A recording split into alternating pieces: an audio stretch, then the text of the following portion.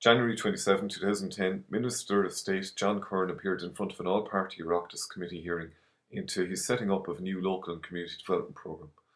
His new programme will see the demise of the community development programme as we know it, and detractors are annoyed at him for disbanding up to 180 community development projects, and the volunteer element involved is likely to be lost, they say.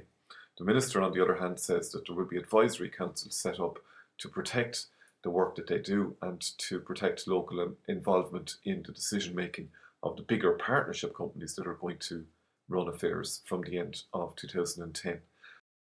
Here's what he had to say to Changing Ireland after the event. What can you say today to voluntary management people who've been running their own project for the last 5 or 6 years and that may go by the wayside? We are now at the beginning of a process, not at the end of that process. And we're affording local opportunity to come together to new merger arrangements rather than saying one size fits all. So we're encouraging CDPs and local development companies in their own area to come together and talk and look at different programmes that might suit their arrangement. One of the TDs in the Oireachtas committee pointed out that there's no precedence for this in Ireland where a normal committee listens to an advisory committee.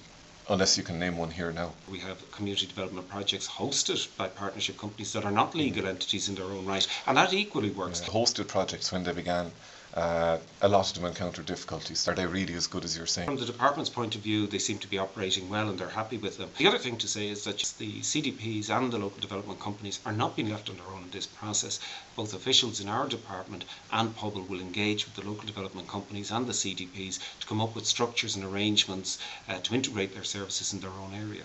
Where a philanthropist or a local HSE branch wants to spend some money in a very disadvantaged area, and the CDP is gone and there's no group of its type to give the money to do the work, how can we leave something behind? We don't, and that's a challenge obviously for a department, but CDPs unfortunately have closed in the past where an element of their work was funded through another state agency, and we've managed to find another entity to take that project on. That's part of the whole process. We're in a transition period to ensure that frontline services to communities are not lost in this process. I think the real issue that arose, what will the role for voluntary committees be? We're at the start of the process, not at the end of the process. Plus, that where that process was being meaningful, where there was real engagement, sure there may be issues, but officials in my department and officials in Pobal will assist to deliver that. We had up to now 230 delivery structures, limited companies, and all that goes with that, and an awful lot of red tape,